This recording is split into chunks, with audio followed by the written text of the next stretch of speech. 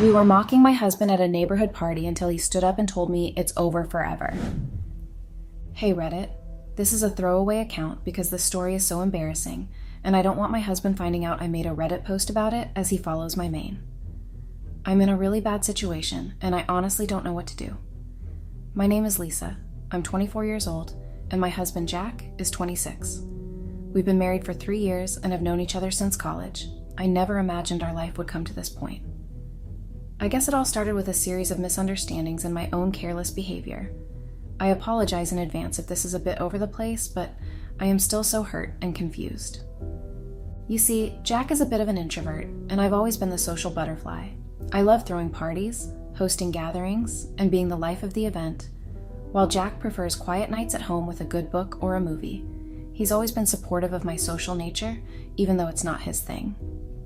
But my actions went too far, and I deeply regret what happened. Now for a bit of backstory, Jack has always been a bit of a simp. I know that word carries a lot of negative connotations, and I don't like to use it, but I can't think of a better term right now. He's always been willing to bend over backwards to please me, doing everything in his power to make our relationship work. I guess I underestimated him because of that. I thought he would never be able to do without me, that he loved me too much to ever stand up to me. Jack was the kind of guy who would surprise me with my favorite coffee in the morning, even if it meant waking up early to get it.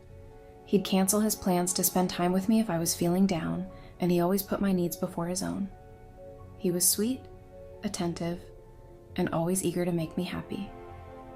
In the back of my mind, I started to take all of this for granted.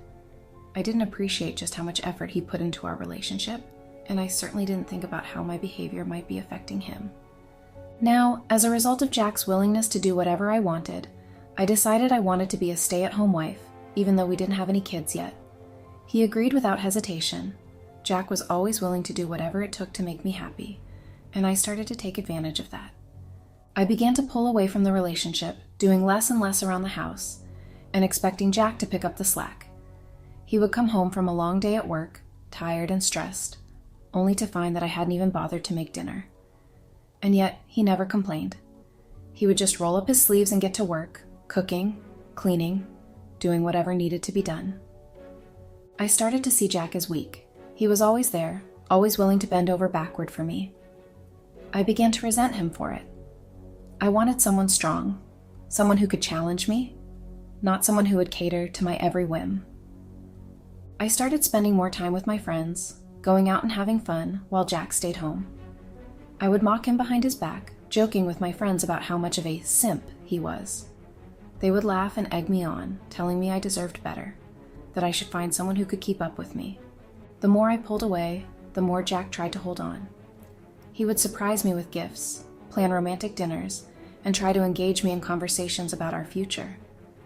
But I had already checked out. I didn't want to be with someone who worshipped the ground I walked on. I wanted excitement, passion, and adventure. Our relationship became a cycle of Jack trying to please me and me pushing him further away. I started flirting with other guys, enjoying the attention and the thrill of being desired. Jack noticed, of course, but he never said anything. He just tried harder to make me happy, thinking that if he loved me enough, I would come back to him. Now, because of the way I treated Jack, a lot of our friends who lived close to us started to see him as less. It wasn't just the snide comments and jokes I made about him, it was the way I dismissed him in front of others. The way I rolled my eyes when he tried to contribute to a conversation, and the way I would sometimes ignore him entirely when we were out with friends. Our friends picked up on my behavior and followed my lead. They began to treat Jack with less respect too. They would make jokes at his expense, call him out for being too accommodating, and tease him about being whipped. Jack, ever the peacemaker, would laugh along, never showing any signs of hurt or anger. There were times when I could see a flicker of pain in his eyes, but he would quickly mask it with a smile. He would shrug it off, saying he was just happy to see me having a good time. I never realized how much it was hurting him, how much it was chipping away at his self-esteem and sense of worth. Jack's friends, the few he had left, started distancing themselves from him. They couldn't understand why he put up with my behavior. They would tell him he deserved better, that he needed to stand up for himself. But Jack would always defend me. He would say that I was going through a phase, that I just needed some time, and that he loved me no matter what. The more Jack defended me, the more our friends saw him as weak. They lost respect for him, and in turn, I lost respect for him too. It became a vicious cycle, one that I didn't know how to break. I started spending more time with friends who encouraged my behavior, who told me I was too good for Jack and that I should find someone who matched my energy and ambition. Jack, on the other hand, retreated further into himself. He focused on his work, throwing himself into projects and taking on extra hours. He became quieter, more reserved, and less inclined to engage in social activities. When we did go out, he would hang back, letting me take the spotlight. I was too wrapped up in my own world to notice the toll it was taking on him. Looking back, I realized how unfair I was to Jack. He deserved so much better than what I was giving him. He was a good man, a kind and loving partner, and I took him for granted. I let my own insecurities and need for validation drive a wedge between us, and I pushed away the one person who loved me unconditionally. I can still remember a lot of specific events where I undermined and disrespected Jack, and since I feel like ranting, I will tell you guys about some of them. I apologize if this gets too lengthy. It all started a few months before the neighborhood party, around the time I began pulling away from Jack. I had reconnected with some old friends from college who had recently moved into the neighborhood.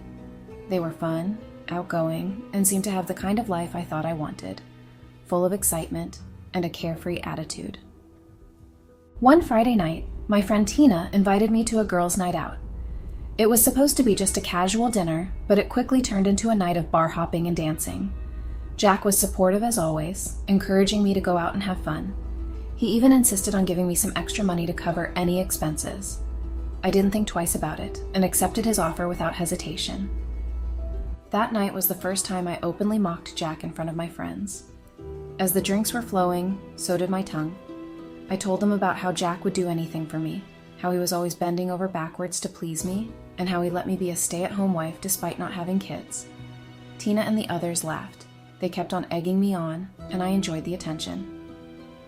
The next morning, I woke up with a hangover and a nagging feeling of guilt. Jack had made me breakfast, as he always did after my nights out.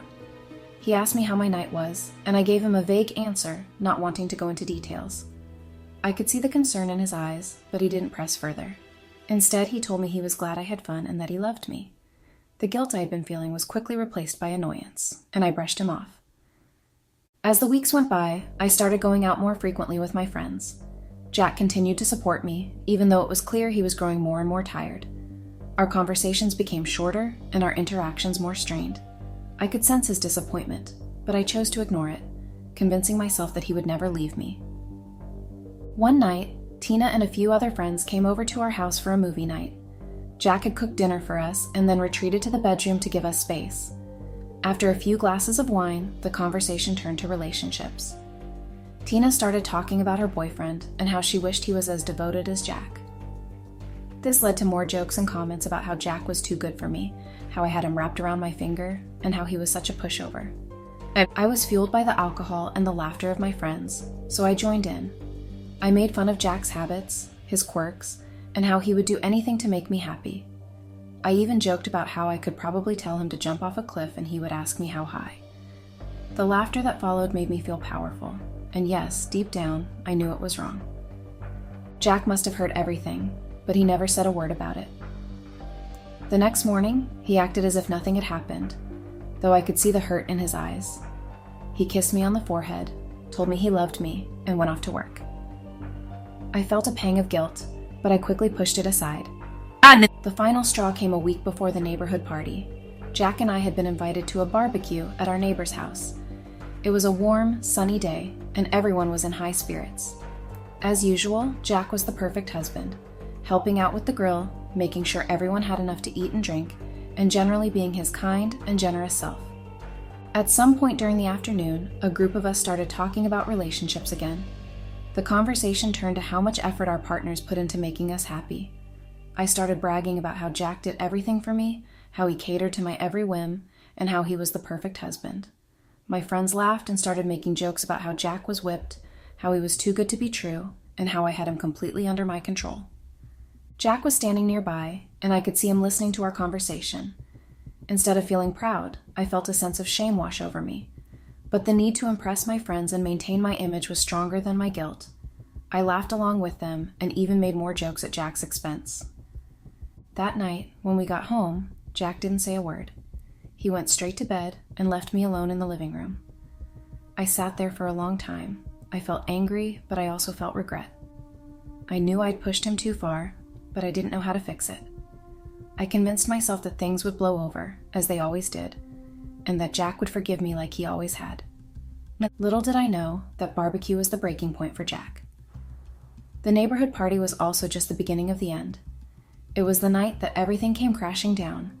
It was just another typical gathering, something our community does often. We live in a close-knit neighborhood, and these parties are a way for everyone to catch up, relax, and have fun. But that night, I made a terrible mistake. The neighborhood party was organized by our neighbors. Everyone was there, laughing, eating, and drinking. Jack, being the helpful guy he is, was manning the grill. I was mingling with my friends, and after a few drinks, we started talking about our husbands. The conversation naturally drifted toward Jack.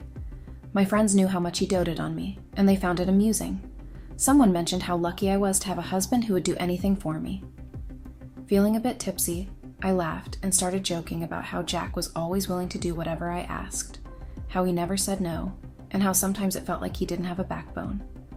The laughter and jokes continued, with my friends making comments about how whipped Jack was and how nice it must be to have someone so willing to please. That's when I noticed the sudden silence. I turned around and saw Jack standing there, his face pale and expressionless. He had clearly heard everything. Jack walked over to the table where everyone was sitting. He looked at me and told me that we had to talk. I was shocked, but I agreed. Jack led me to a quieter corner of the yard.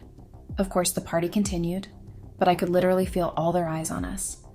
That was when Jack told me that he was done. At first, I was shocked and tried to laugh it off as a joke, but Jack wasn't smiling. He said he was tired of me disrespecting him and making everyone else disrespect him too. He said he was done and was leaving the party right now, and he didn't want me coming back to his house. He said that my things would be waiting for me on the porch, and with that, he walked off. I was stunned. I could literally see everyone staring at me with pity. They might not have heard what was said, but with the look on our faces and the way he had walked off, they could put two and two together. Of course, I followed after Jack hurriedly. He had gotten to the house before me, and he was now going through my stuff. I tried to stop him, tried to beg, cried, did whatever I could and knew would get to him, but it was like he had closed off his heart to me. He was no longer listening to me, wouldn't even hear me out. He just kept on packing my stuff and refusing to stop. He eventually finished packing while I just cried, then threw out my things and kicked me out. At first, I refused to leave, but he told me that he would call the police, and that would make things even harder for me, so I eventually left. The neighbors were staring at me, even my friends, and none of them put in an effort to approach me. They all just stared from a distance. I walked down the street, carrying what I could. Tears were streaming down my face.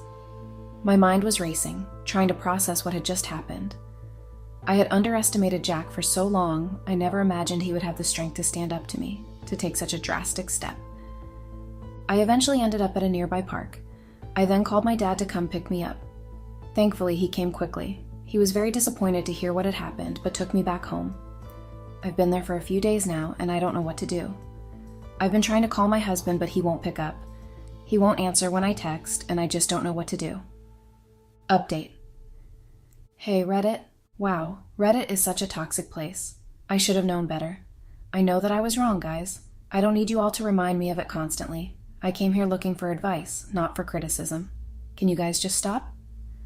The hate has been overwhelming, and I regret posting here for advice. I wanted some guidance, not insults. Also, to answer some frequently asked questions, no, I don't have a job. I literally stated that in the first post, so I don't know why you guys keep asking me. Second, no, my relationship is not over. We will work things out, hopefully. And no, this is not fake. I have way better things to do than waste my time creating an account on Reddit just to make up a fake story. Yes, I know I need to find a job and start rebuilding my life, but it's hard to focus on that when my mind is consumed with thoughts of Jack. I miss him so much, and I hate that my actions have pushed him away. I wish I could take it all back and do things differently, but I know that's not possible. To everyone who has offered constructive advice, thank you. Your words have been a lifeline in this dark time. For those who just came here to criticize and insult, please understand that I'm already facing the consequences of my actions. I don't need any more negativity. I'm trying to take things one day at a time to figure out how to make amends and show Jack that I can change. It's not going to be easy, but I'm determined to do whatever it takes. If anyone has any real advice on how to navigate this, I'm all ears. Thanks for reading. Update. Hey Reddit, I honestly don't know why I still bother updating here since it's such a toxic place. But since I have nothing better to do and nowhere else to rant, why not? First of all, I am so thankful for my parents. Without them, I would literally be homeless right now. They've been my rock through all of this, and I don't know what I would do without their support. Second of all, I now realize that all my friends, including Tina, are fake. None of them reached out to me, even though they witnessed what happened. Not a text, not a call. They are horrible people, and I've blocked them. It's clear they never really cared about me. As for my husband, he has finally talked to me, and he is adamant about the divorce. I know he's going to regret this. He's going to miss me, but I'm going to give him what he wants. And when he comes running back to me, I am not going to take him back. So yeah, that's it. I'm still trying to figure out my next steps. It's hard to think about the future when everything feels so uncertain. I've been applying for jobs, but nothing has come through yet. It's discouraging, but I'm trying to stay hopeful. Alright. I still can't believe how quickly everything fell apart. One moment, I was at the top of the world, surrounded by people I thought were my friends. The next, I was standing in the middle of a park, my life in shambles. It's a lot to process, and I'm still struggling to come to terms with it. Despite everything, I'm determined to move forward. I know I've made mistakes, and I'm willing to do the work to become a better person. But it's hard not to feel bitter about how things have turned out. I gave so much to my friends and to my husband, and now I'm left with nothing. To anyone who has been supportive, thank you. Your kindness means more than you know. To those who have been harsh and judgmental, I hope you never find yourself in a situation like mine. It's easy to throw stones from the outside, but it's a lot harder to pick up the pieces when your life falls apart. For now, I'm just taking things one day at a time. I'm focusing on finding a job, saving up some money, and eventually getting my own place. It's going to be a long road, but I'm determined to get there. I don't need anyone's pity or judgment. I just need to keep moving forward. Thanks for reading. Update. Hey Reddit. Yeah, it's me again. I know it's been months since my last update, and that's because it just became too toxic for me here. I kept getting annoying, hateful, and mean direct messages. Even the comments were horrible. Sure, there were a few good ones, but mostly they were awful, so I took a break from Reddit. On the upside, I am here to give you guys a final update, since things have finally worked out. Well, not exactly for me, but yeah, the divorce has been finalized. So much has happened, and I'm still living with my parents. I have a job now. It's very low paying, and my dad helped me get it. I hate it, but I have no choice. I just need to work with it for a while. Save up, gather some experience, and then hopefully get a better job. As for the divorce, it was pretty quick, considering everything. It took a few months, but it was straightforward. The house belonged to my husband even before we got married, and I was a stay-at-home wife. So, I got a bit of alimony, but it was only a little. I'm just glad I got something out of it. We didn't have any debts, and since we didn't have any kids, there were no child custody payments involved. I've still tried to talk some sense into my husband's head, but he wouldn't listen, so I guess he's really done with me. The sad thing is, he seems happier without me, and I really don't know how that makes me feel. Horrible, I guess. I know I fucked up. I know what I did was horrible, and I'll never forgive myself for it. Anyway, I don't want to hang around Reddit anymore because, as I've said, it's a very toxic place. But I guess I owed you guys one last update, hence why I'm posting this. To all the people who gave me hate, please go get a life. Thanks for reading, and goodbye. Update. Hey Reddit, I know I said that was my last update, but I just had to fill you guys in on this crazy thing I found out. Crazy thing is, all my single friends who used to join me in mocking my ex-husband are now trying to get with him. And how did I find out about this? Well, I ran into someone from the neighborhood recently. The ironic thing is, back when I was with my husband, I didn't really talk to her because she and Tina had issues, and Tina didn't want us hanging out with her. Thankfully, she accepted my apology and filled me in on what had been going on in the neighborhood. She told me that my ex-husband didn't really seem eager to get with any of them, which is good because, to be honest, they are all horrible people. It's funny how things turn out. The very people who helped drive a wedge between us are now scrambling to get his attention. It's a bitter pill to swallow, and I now realize how superficial and disloyal they were, but I guess it's a lesson learned. Running into this old acquaintance was a small silver lining in the mess of my life right now. She was surprisingly understanding and didn't hold my past behavior against me. She even offered to help me out if I ever needed anything, which was a relief. It's nice to know there are still decent people out there. I've been spending my days trying to piece my life back together. The job I mentioned in my last update is still as terrible as ever, but at least it's something. I've been saving up as much as I can. I'm hoping to eventually move out of my parents' place and get my own apartment. It's tough, but I'm determined to make it work. My ex-husband and I still don't talk.